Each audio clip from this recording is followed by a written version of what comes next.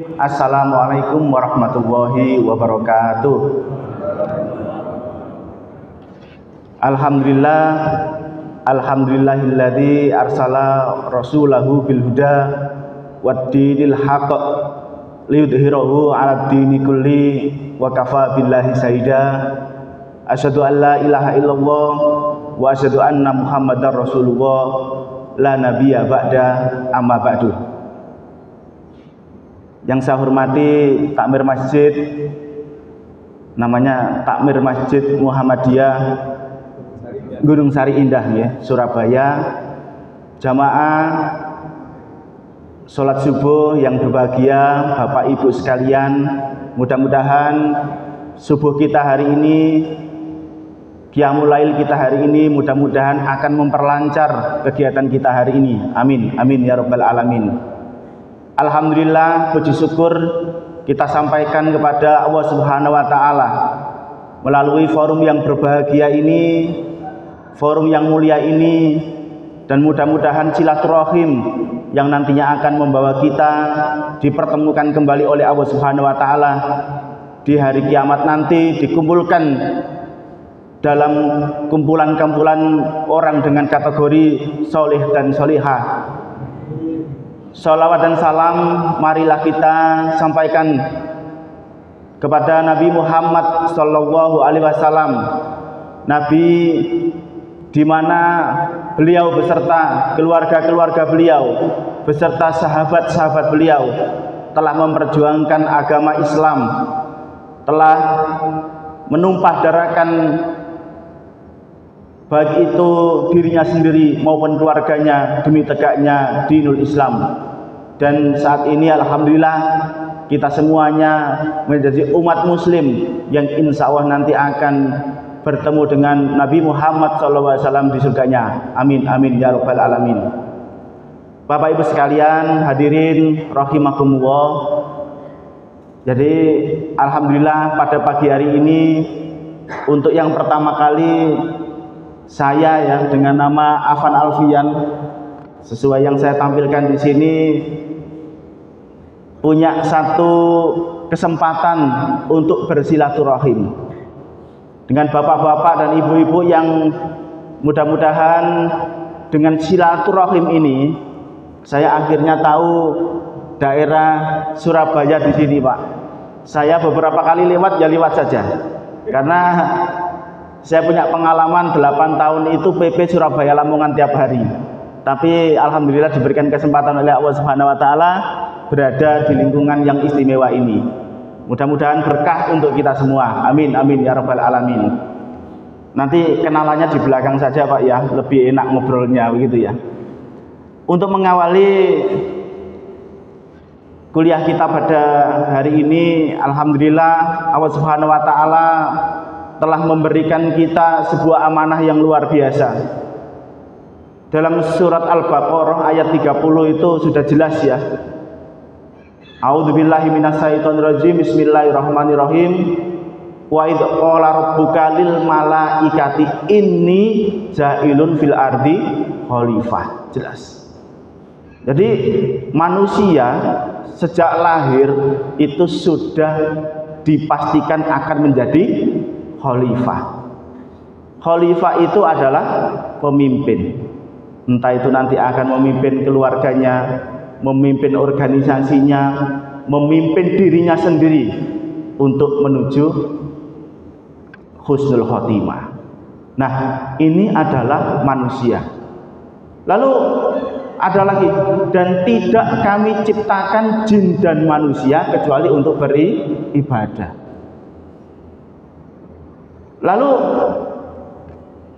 di akhir hayat kita nanti kita diharapkan untuk menjadi muslim dan janganlah kamu mati dalam keadaan kafir. Jadi intinya kita menjadi manusia itu terlahir di bumi untuk ibadah dan harapannya nanti di akhir hayat kita jangan sampai menjadi seorang kafir. Tapi namanya kehidupan ya, banyak tantangan, banyak rintangan, dan itulah manusia. Kalau takut dengan tantangan itu, jangan menjadi manusia. Nah, ini konsep sederhananya begitu Bapak Ibu sekalian. Hadirin rahimakumullah. Jadi dalam membahas kasih sayang ini, coba kita kembali lagi bagaimana Allah Subhanahu wa taala memberikan kasih sayangnya kepada kita. Dalam surat At-Tin ini ayat 4, A'udzubillahi minasyaitonirrajim. Laqad khalaqnal insana fi ahsani taqwim. Sudah. Ini kami benar-benar telah menciptakan manusia dalam bentuk yang sebaik-baiknya. Masya Allah. Coba kita melihat seluruh makhluk hidup yang diciptakan oleh Allah Subhanahu wa taala. Manusia diciptakan dengan otak yang begitu lengkap. Ada otak depan, otak kanan, otak kiri, dan otak belakang. Kalau yang lainnya Bapak Ibu sekalian, kira-kira punya otak? Punya ya, karena sering makan otak apa? Otak sapi ya, atau otak-otak ya, bukan otak-otak. Kalau otak-otak bandeng ya. Jadi otak kita diciptakan sempurna. Kita diberikan 2 tangan, 2 kaki yang alhamdulillah itu semuanya berfungsi. Dan mudah-mudahan saudara-saudara kita yang tidak memiliki kesempurnaan itu diberikan kesabaran oleh Allah Subhanahu wa taala. Tapi inilah kita, manusia, benar-benar diciptakan sempurna seperti itu. Nah, apakah kesempurnaan ini hanya kita ucapkan terima kasih saja? Oh, tentunya tidak. Allah Subhanahu wa taala menunggu pengorbanan-pengorbanan kita. Allah Subhanahu wa taala menanti doa-doa kita. Allah Subhanahu wa taala juga menanti amal-amal kebaikan kita. Ini hanya itu saja. Waktunya sholat, kita sholat. Waktunya zakat, kita zakat. Waktunya puasa, kita puasa. Ketika kita sudah diberikan rezeki yang banyak, kita berhaji. Nah, inilah manusia, diciptakan dengan kasih sayang Allah, diciptakan dengan sesempurna mungkin, sesempurna kita. Dan mudah-mudahan kesempurnaan ini akan menjadikan manusia lebih baik daripada makhluk-makhluk yang lain. Kemudian yang kedua, ada yang namanya konsep ihsan. Ihsan. Ini kata-kata indah dari Allah Subhanahu wa taala yang disampaikan kepada kita selaku manusia. Jadi dalam sebuah pertemuan mulia di sebuah majelis, Rasulullah Shallallahu alaihi wasallam ketika bersama para sahabat di sebuah majelis, datanglah seorang berbaju putih-putih, berambut putih, berjenggot putih, lalu duduk tepat di depan Rasulullah Shallallahu alaihi wasallam. Lalu yang pertama ditanyakan oleh seorang yang berbaju putih itu, yang pertama adalah ma huwal Islam. Lalu Rasulullah menjawab dengan tegas, Islam, al-Islamu an tasyhadu alla ilaha illallah wa asyhadu anna Muhammadar Rasulullah, dan seterusnya. Menjalankan sholat, melakukan zakat, berpuasa, dan berhaji ketika mampu. Lalu yang kedua ditanyakan lagi, ma adrokal iman, apa itu iman? Lalu Rasulullah dengan tegas menjawab, iman kepada Allah, iman kepada Rasulullah, iman kepada malaikat-malaikat, kepada kitab Allah, dan seterusnya. Nah, yang terakhir yang ditanyakan adalah ma huwal ihsan. Lalu Rasulullah menjawab dengan dengan sangat tegas. Jadi Rasulullah bersabda, ihsan adalah engkau beribadah kepada Allah seakan-akan engkau melihatnya. Namun jika engkau tidak mampu melihatnya, maka sesungguhnya Dia melihatmu. Nah, inilah. Jadi Allah Subhanahu wa taala memberikan kita kesempatan untuk beribadah seolah-olah kita melihatnya, melihat Allah Subhanahu wa taala. Tapi ketika kita tidak mampu, ketika kita tidak mampu melihatnya, maka Allah akan melihat kita. Nah, Ini kata-kata mutiara ya. Kalau dalam bahasa-bahasa anak muda sehari-hari yaitu bahasa-bahasa gombalan kalau manusia ya. Tapi ini bahasanya Allah, luar biasa. Lalu yang ketiga, hadirin sekalian, bentar. Jadi yang ketiga, ini ada satu hadis ya, riwayat Bukhari Muslim. Jadi ini hadis qudsi. Jadi Allah Subhanahu wa taala berfirman, barang siapa yang mendekat kepadaku sejengkal, maka aku akan mendekat kepadanya sehasta. Sejengkal dikasih sehasta. Lalu yang kedua, barang siapa yang mendekat kepadaku sehasta, maka akan aku dekat kepada mereka sedepah. Dan yang terakhir, barang siapa yang mendatangiku dengan berjalan, maka aku akan mendekatimu dengan berlari. Subhanallah. Jadi ketika kita melakukan perjalanan, entah itu perjalanan ibadah apapun, yang kita itu mendekatkan diri kepada Allah, maka Allah itu akan membalasnya berkali-kali lipat, akan mendekatkan kepada kita. Masya Allah. Makanya Bapak Ibu sekalian, banyak hari-hari ini rebutan paspor umroh dan paspor haji ya. Rebutan paspor umroh dan paspor haji. Kenapa?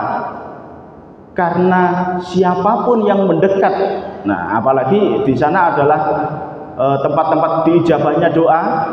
Barang siapa yang ke sana, maka doa-doanya akan diijabah oleh Allah Subhanahu wa taala. Dan mudah-mudahan kita kaum muslimin ini semuanya berkesempatan untuk menuju Makkah dan Madinah. Nah, ini luar biasa. Kita saja yang dari rumah ke masjid dihitung tiap langkah kita. Tapi jangan terus nyari masjid yang paling jauh dan berjalan, nanti sudah iqomah, sudah salam baru nyampe. Karena sekarang sudah dimudahkan, ada sepeda motor, ada mobil, ada angkutan dan seterusnya. Bahkan masjid-masjid di sekitar kita tidak terbatas ya, cukup banyak sekali. Nah, inilah rasa kasih sayang Allah Subhanahu wa taala kepada hambanya, manusia di muka bumi ini. Apakah kasih sayang Allah hanya kepada manusia? Oh tidak. Oh tidak ya, tentunya seluruh makhluk yang hidup di muka bumi ini mendapat rahmat yang sama. Tapi manusia diciptakan lebih sempurna dengan kasih sayangnya. Nah ini. Lalu hadirin yang dirahmati oleh Allah Subhanahu wa taala, coba kita dari kasih sayang Allah itu, coba kita melihat kasih sayang Rasulullah SAW kepada kita. Yang pertama tentunya kita ingat ya, perjalanan Isra Mi'raj. Perjalanan Isra Mi'raj ini Nabi Muhammad SAW melakukan sebuah aktivitas spiritual yang tidak bisa kita ini ya nalar. Tapi kalau kita sebagai seorang muslim harus percaya bahwa ini benar-benar nyata dan ada. Waktu itu tidak ada yang namanya pesawat, apalagi jet tempur gitu ya dengan kecepatan suara. Tapi Nabi Muhammad SAW melakukan Isra Mi'raj ini luar biasa. Jadi perintah dalam Isra Mi'raj itu, kita manusia sebagai umatnya Nabi Muhammad itu diwajibkan berapa? Sholat berapa kali? 50 kali. Kira-kira 24 jam itu berapa kali sholat Pak? Kira-kira Pak? 2 kali ya, satu jam 2 kali sholat. Tapi ketika Rasulullah turun dalam perjalanannya, beliau bertemu dengan Nabi Musa. Lalu ditanya, apa kewajiban umatmu Muhammad? Gitu. Nabi Muhammad menyampaikan 50 waktu sholat. Gitu. Lalu Nabi Musa berkata, umatmu tidak akan sanggup Muhammad. Umatmu tidak akan sanggup. Aku telah menguji Bani Israel Itu kata Nabi Musa. Lalu dengan berkali-kali nego ya, nah, bahasa sekarang nego, meminta pengampunan, meminta dispensasi kepada Allah Subhanahu wa taala, maka kita hanya dibebankan sholat waktu 5 waktu untuk yang wajib. 5 waktu saja, mohon maaf, mudah-mudahan di forum yang berbahagia ini tidak ada yang meninggalkan. Tapi ketika kita mencoba untuk melihat di dunia luar bagaimana menjaganya sholat 5 waktu itu, bahkan ketika mendengar azan masih di warung kopi, masih di tempat-tempat yang maksiat dan seterusnya. Padahal ini adalah wujud kasih sayang Rasulullah SAW kepada umatnya. Tapi ya na'udzubillahi min dzalik, mudah-mudahan kita menjadi bagian yang taat untuk menjalankan kasih sayang itu. Amin amin ya rabbal alamin. Lalu yang kedua, Nabi Muhammad SAW tidak malu untuk mendapat kisos. Kisos itu balasan. Jadi ketika Nabi Muhammad SAW di akhir-akhir beliau di dalam sebuah pertemuan, beliau menyampaikan kepada seluruh sahabatnya, "Hai para sahabatku, apakah ada yang pernah membuat saya bersalah? Apakah saya pernah bersalah kepadamu sahabat?" Seluruhnya terdiam. Seluruhnya terdiam dan tidak ada yang mau menjawab. Kecuali ada satu orang, itu namanya adalah Sa'ad bin Ghaziyah. Sa'ad bin Ghaziyah ini angkat tangan. "Ya Rasulullah, engkau pernah menyakitiku." Semua sahabat waktu itu hampir semuanya menyalahkan Sa'ad. Tidak ada yang berani kepada Rasulullah, tapi Sa'ad bin Ghaziyah ini angkat tangan dan bilang bahwa engkau pernah menyakitiku Rasulullah. Lalu Rasulullah bertanya, "Apa, hai Sa'ad?" Begitu. Lalu Sa'ad berkata, "Pada waktu itu ketika engkau membariskan saf perang, dengan tongkatmu engkau mendorong perutku sampai dengan aku kesakitan." Itu kata Sa'ad. Itu. Lalu apa yang engkau minta, hai sahabatku?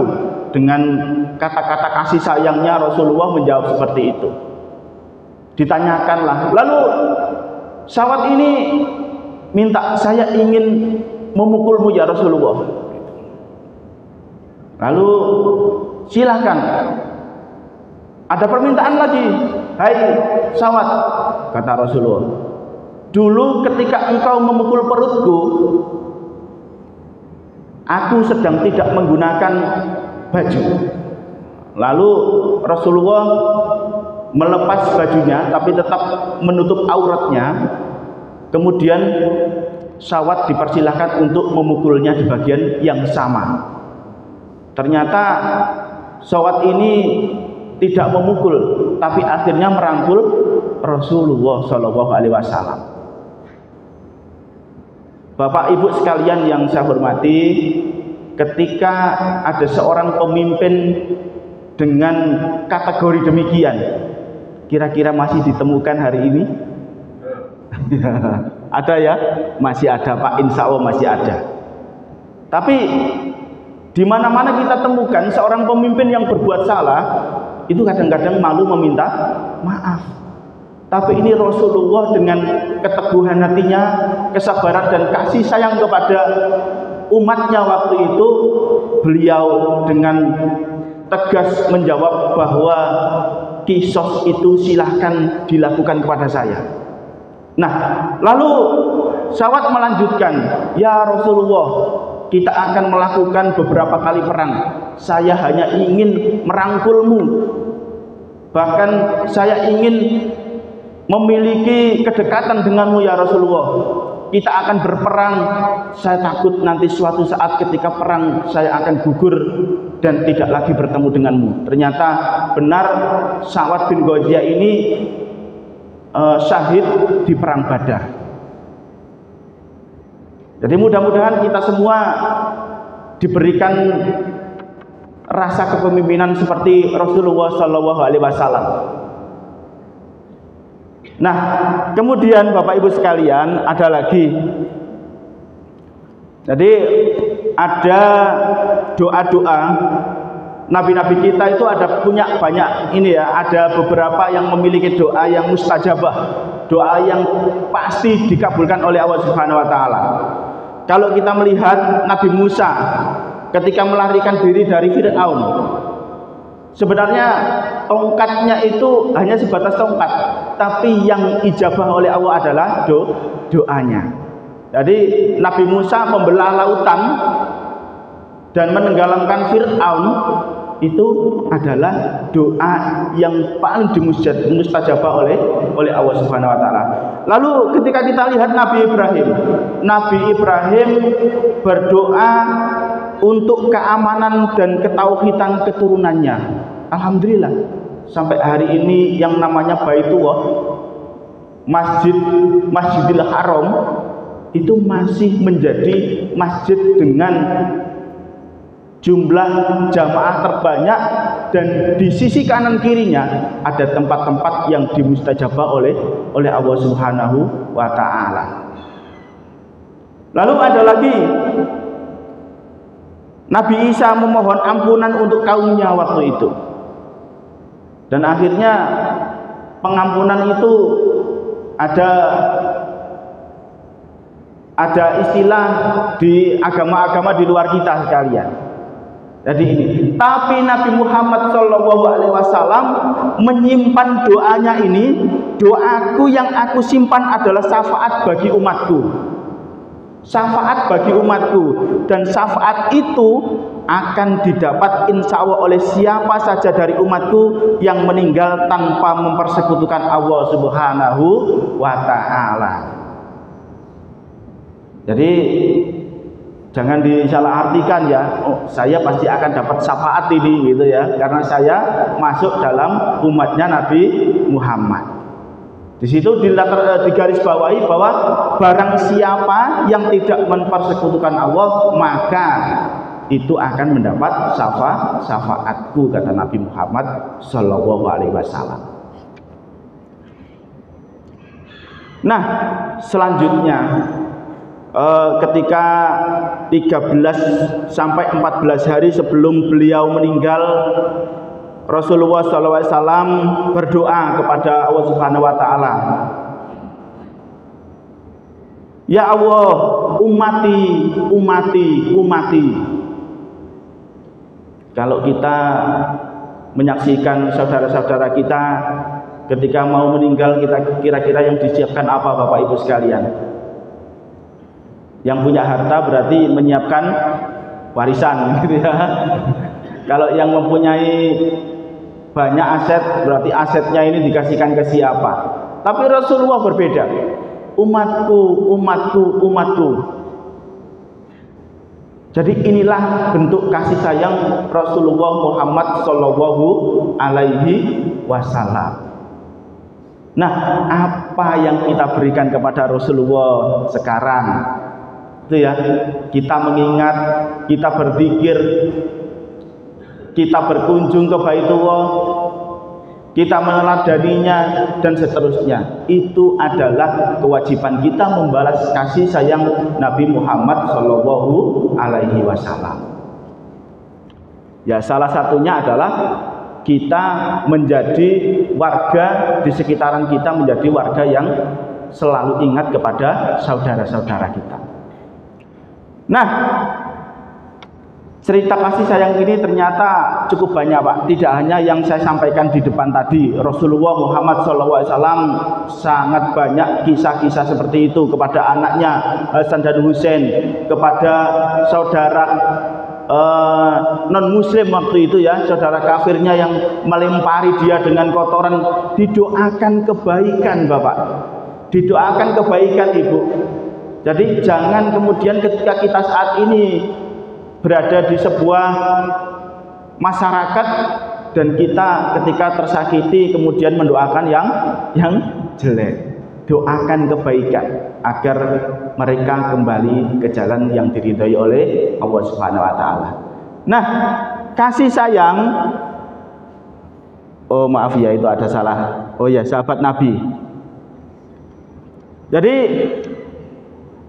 sahabat Nabi yang menjadi khalifah pengganti Nabi Muhammad SAW yang pertama adalah Khalifah Abu Bakar As-Siddiq. Khalifah Abu Bakar As-Siddiq ini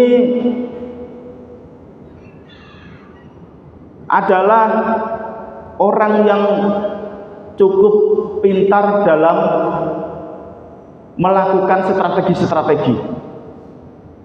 Beliau selalu ada di sisi Rasulullah di setiap perang manapun. Beliau teguh hatinya dalam memimpin setiap kali peperangan.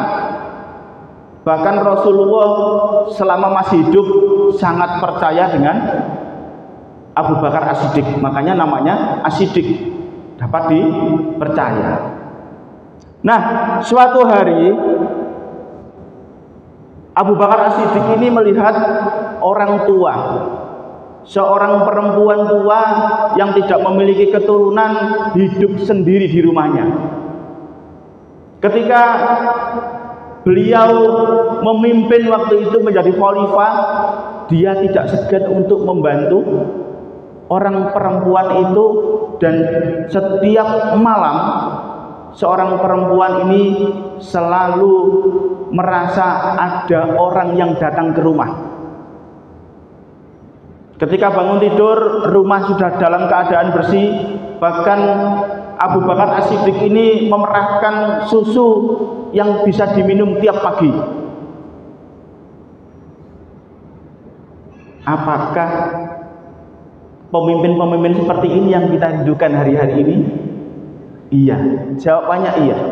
Makanya kita rindu seorang pemimpin yang melakukan kegiatan langsung bersentuhan dengan masyarakat, membantu masyarakat yang tidak memiliki, membantu dengan sukarela. Ini ya, kecuali mohon maaf hari-hari ini dikenal dengan namanya apa? Pencitraan ya. Mudah-mudahan kita tidak seperti itu, tapi benar-benar adalah untuk kerelaan demi Allah Subhanahu wa taala dan untuk membantu sesama. Lalu yang kedua, nah ini kisah yang sangat mengharukan ya. Jadi kisah ini di Khalifah Umar bin Khattab. Jadi suatu malam ketika Umar bin Khattab ini belusuan, ya bahasanya belusuan ya. Belusuan ke warga, waktu itu paceklik Pak. Paceklik kayak kita kemarin itu Covid begitu ya. Paceklik panjang. Namanya warga masyarakat waktu itu sudah tidak memiliki apapun. Nah, ketika Rasulullah SAW mendengar tangisan anak-anak kecil di sebuah rumah, dan beliau mendatangi rumah tersebut melihat seorang ibu sedang memasak. Lalu ditanyai, kenapa anakmu? Anakku kelaparan. Ya fulan, karena tidak tahu kalau yang membantu itu, yang menanyai itu adalah khalifah. Kemudian, apa yang kamu masak? Lalu dengan menunjukkan di dalam ini pancinya itu, kalau sekarang kan panci, kalau dulu bejana, itu ditunjukkan bahwa yang saya masak adalah batu ya fulan. Lalu menangis hatinya khalifah ini. Umar bin Khattab menangis. Kenapa kamu memasak batu? Apakah batu itu bisa dimakan?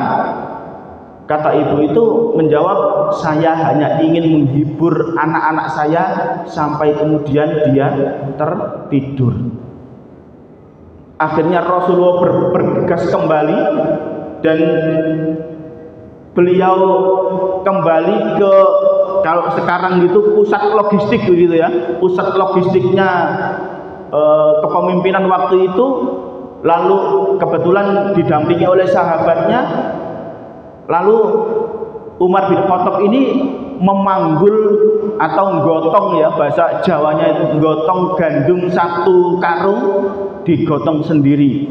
Bahkan ketika sahabatnya ini meminta untuk membantu, dia tidak mau.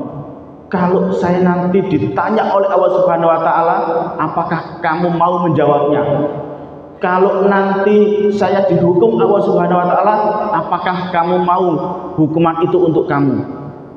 Jadi itu luar biasa sayangnya Khalifah Umar bin Khattab kepada rakyatnya waktu itu. Nah, ini kita rindukan seperti ini.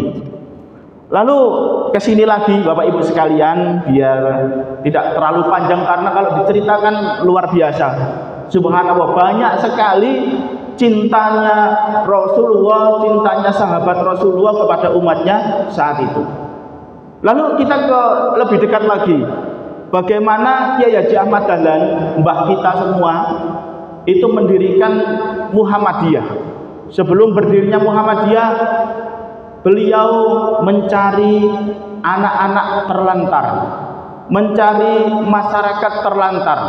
Waktu itu masyarakat terlantar, rakyat terlantar tidak seperti hari-hari ini. Jadi waktu itu tidak memiliki busana yang pas gitu ya, paling hanya sarungan, tidak punya alas kaki, bahkan tidak punya baju. Di waktu itu diambil, dihimpun, dimandikan, ya, dimandikan oleh Ahmad Dahlan berikut murid-muridnya, dimandikan. Lalu pakaiannya dari mana? Khudh min amwalihim shadaqatan, ambillah sebagian dari harta orang-orang yang memiliki pada saat itu. Maka yang punya baju dimintai baju, yang punya beras dimintai beras, yang punya harta dimintai harta. Dan konsep itu pada saat ini sudah kita pakai menjadi namanya apa Bapak Ibu? Lazismu. Jadi ini, dengan sayangnya beliau mendirikan pendidikan secara cuma-cuma waktu itu. Kemudian beliau menarik zakat infak sedekah dari masyarakat yang memiliki kelebihan. Nah, itu adalah rasa kasih sayang. Jadi Muhammadiyah ini didirikan atas dasar apa? Kasih sayang. Dan kasih sayang itu sampai hari ini. Kasih sayang itu sampai hari ini. Sekolah, punya berapa sekolah Bapak Ibu? Ribuan ya. Universitas ratusan, rumah sakit ribuan, klinik ribuan. Nah, inilah yang menjadikan kita mewujudkan kasih sayang itu kepada sesama. Jadi seperti itu. Kemudian apa sih yang kita lakukan kepada diri kita sendiri ini sebagai seorang muslim, sebagai seorang yang memiliki Rasulullah Muhammad SAW, yang memiliki Allah Subhanahu wa taala di hati kita.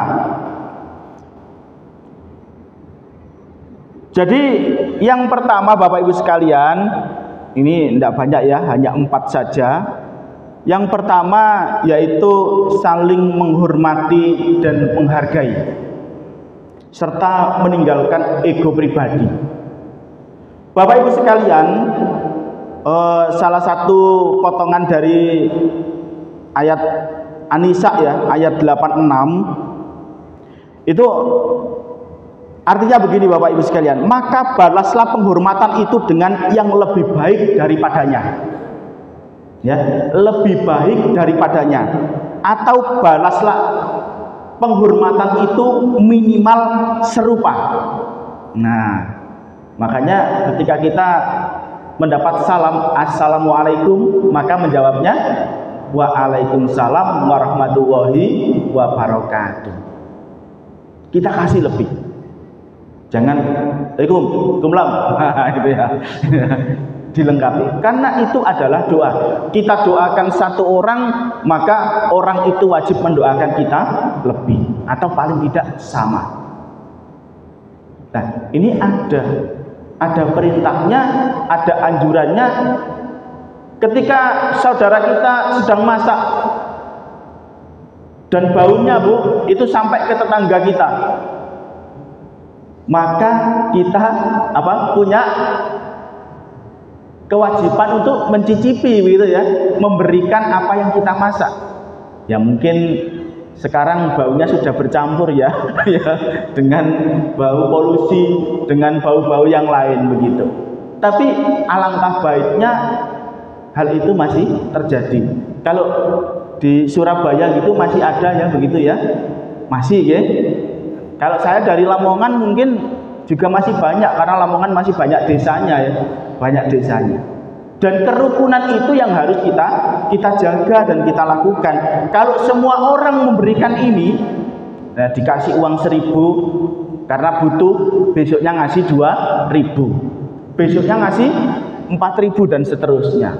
Nah ini konsep ini luar biasa. Kalau kita lakukan di daerah kita, di tempat tinggal kita, insya Allah menjadi keluarga, menjadi masyarakat, yang masyarakat itu nanti akan menjadi masyarakat dalam lingkungan yang diridhoi oleh Allah Subhanahu wa Ta'ala.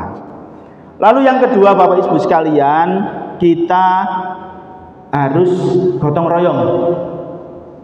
Bapak Ibu, permasalahan dinamika hidup mulai tahun ke tahun itu pasti akan berbeda-beda. Pak, sejak kapan Surabaya itu menjadi banyak masalah di sampah kira-kira? Sudah lama ya. Tapi kalau di desa-desa itu baru-baru saja.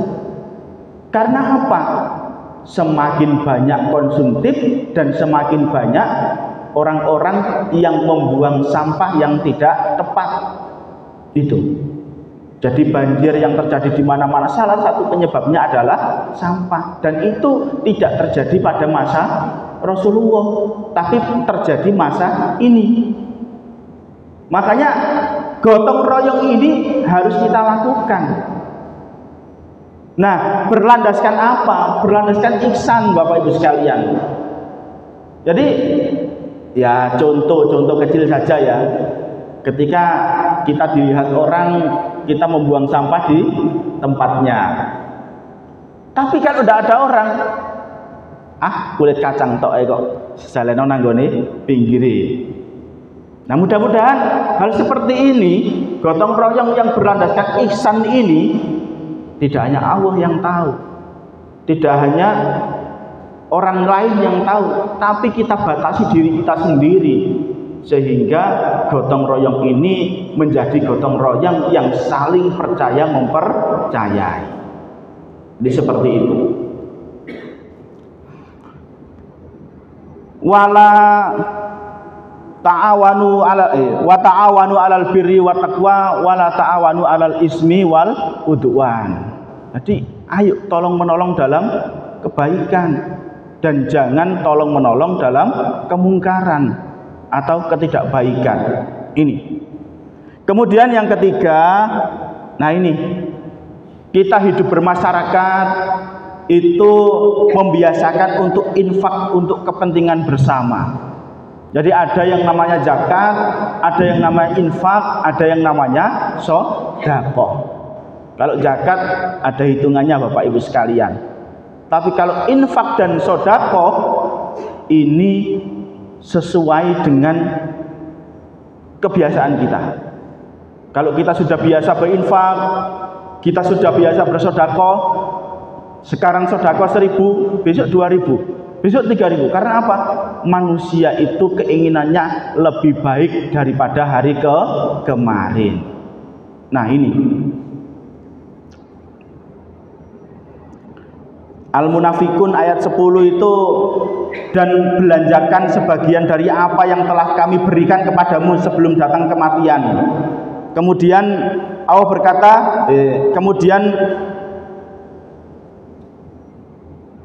ya Tuhanku, mengapa engkau tidak menangguhkan kematianku sampai waktu yang dekat, yang menyebabkan aku dapat menyedekahkan dan aku termasuk orang-orang yang saleh.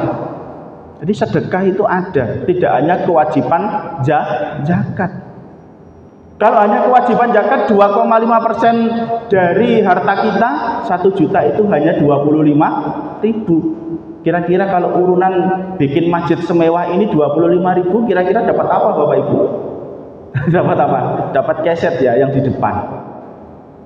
Maka perlu kita tambah dengan infak dan sedekah. Makanya jadi masjid yang luar biasa seperti ini. Nah, akhirnya di masjid yang sedemikian rupa ini menjadi lingkungan-lingkungan yang insya Allah diridhoi oleh Allah Subhanahu wa Ta'ala, dengan karakter-karakter warganya yang muslim dan muslimah dan saling menghormati, luar biasa nanti akhirnya. Jadi begitu. Kemudian ini yang terakhir Bapak Ibu sekalian, sisipkan doa untuk sesama. Bapak Ibu sekalian, kita dalam sebuah doa itu ada satu kewajiban, yaitu mendoakan sesama muslim. Jadi tidak hanya berdoa untuk diri kita dan keluarga kita, tapi bagaimana kita mendoakan orang-orang di sekeliling kita. Kenapa demikian? Ada sebuah contoh, dan ini hanya sebuah contoh saja, mudah-mudahan ketika kita hidup ngekos dan aktivitas kita tinggi, kita biasanya pagi-pagi sebelum berangkat kerja kita akan mencari makanan, membeli makan di warung tetangga mungkin. Dan kebetulan warung tetangga ini tutup karena sedang sakit. Lalu kita agak jauh lagi nyari makanan lagi, tutup lagi karena sedang menunggu keluarganya sakit di rumah sakit. Berarti kalau kita mendoakan orang lain untuk sehat, kira-kira ada manfaatnya untuk kita enggak? Ada. Makanya Bapak Ibu sekalian, berdoa itu jangan kepada diri kita saja, keluarga kita saja, tapi berdoalah untuk sesama umat muslim dan sesama kita. Jadi ini doanya. Bapak Ibu sekalian, ada sebuah cerita ini datang dari Imam Ahmad. Imam Ahmad ini bukunya sudah luar biasa banyak ya, sudah luar biasa banyak, dan banyak umat muslim yang menggunakan kitab-kitab beliau. Jadi Imam Ahmad ini kebetulan tinggalnya di Baghdad. Baghdad itu di Irak. Ya. Kalau di Baghdad saja beliau ini sudah dikenal oleh seluruh orang. Nah, dalam hati Imam Ahmad ini, beliau sepertinya ingin berjalan, ingin melakukan safar. Karena memang beliau ketika menuntut ilmu itu melakukan safar ya, perjalanan. Nah, di sebuah perjalanan yang cukup jauh dari Baghdad waktu itu, beliau lelah dan istirahat di sebuah masjid. Awalnya masuk masjid, kemudian pemilik masjid itu melarang Imam Ahmad karena tidak kenal dengan Imam Ahmad, melarang Imam Ahmad itu tinggal di situ dan tidur di situ. Imam Ahmad hanya dengan ini ya, bahasa yang santun, Imam Ahmad hanya menyampaikan, saya lelah, saya hanya ingin istirahat sebentar. Lalu si pemilik masjid tetap melarang, dan akhirnya Imam Ahmad disuruh keluar masjid. Lalu di teras masjid atau di luar, Imam Ahmad kembali istirahat lagi. Nah, si pemilik masjid, kalau sekarang takmir gitu ya, si pemilik masjid melarang lagi Imam Ahmad untuk istirahat di teras masjid tersebut. Imam Ahmad hanya menyampaikan, saya sudah tua, saya lelah, saya hanya ingin istirahat sebentar. Tapi tetap tidak boleh. Akhirnya didoronglah Imam Ahmad keluar sampailah di tengah-tengah jalan. Nah, Imam Ahmad dilihat oleh seorang pedagang roti gandum di sebelah masjid. Ya akhi, ya fulan, silahkan istirahat di tempat saya, di toko saya. Silakan istirahat, ini rumah saya, ini toko saya, apapun yang kamu inginkan di sini silahkan diambil. Lalu Imam Ahmad masuk ke rumah dan seorang pedagang roti gandum ini sedang, kalau sekarang itu membuat adonan ya, membuat adonan roti. Imam Ahmad terheran-heran dengan apa yang dilakukan oleh seorang pembuat roti dan pedagang roti itu. Setiap kali dia mengaduk, dia selalu beristighfar. Astagfirullahaladzim, astagfirullahaladzim, astagfirullahaladzim. Dia aduk lagi, astagfirullahaladzim, astagfirullahaladzim, astagfirullahaladzim. Nah, lalu Imam Ahmad ini bertanya, ya fulan, ya akhi, sejak kapan kamu melakukan ini? Dan apa yang kamu dapatkan? Gitu.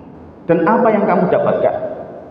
Karena tidak kenal siapa yang bertanya, maka si pedagang roti ini menyampaikan, saya sejak awal buka toko ini membuat roti, saya selalu melakukan itu ya fulan. Kemudian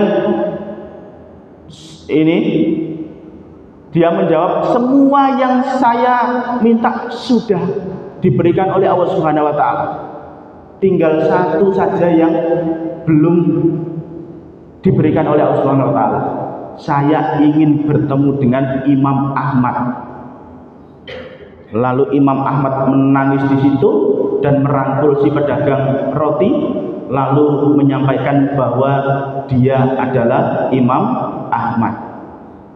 Artinya apa Bapak Ibu sekalian? Doa kita, siapapun kita, apapun pekerjaan kita, Allah Subhanahu wa taala akan mendatangkan, akan memberikan ijabah, akan mengkabulkan apa yang kita inginkan ketika kita tidak pernah berhenti dan ketika kita tidak pernah mengeluh dan selalu bersabar. Seorang Imam Ahmad yang seorang ini ya, penulis buku, tergerak hatinya ingin bersafar karena doanya seorang pedagang roti. Luar biasa. Dan itulah doa-doa kita, insya Allah ketika dilakukan setiap hari, setiap saat, mudah-mudahan suatu saat Allah Subhanahu wa taala memberikan kita semuanya, menjadikan kita, doa-doa kita baik untuk anak kita, untuk saudara kita, dan untuk sesama muslim terkabul. Dan mudah-mudahan Allah Subhanahu wa taala menjadikan kita semua, saudara-saudara kita muslim semuanya berkumpul jadi satu di kumpulan orang-orang yang husnul khotimah. Amin amin ya robbal alamin. Demikian apa yang bisa saya sampaikan. Mudah-mudahan silaturahim pagi hari ini bisa memberikan berkah baik saya secara pribadi maupun Bapak Ibu sekalian, dan silaturahim ini akan membuat kita semua mendapatkan pahala-pahala yang berlimpah. Amin amin ya robbal alamin. Subhanaka Allahumma wa bihamdika asyhadu an la ilaha illa anta astaghfiruka wa atubu ilaik. Assalamualaikum warahmatullahi wabarakatuh.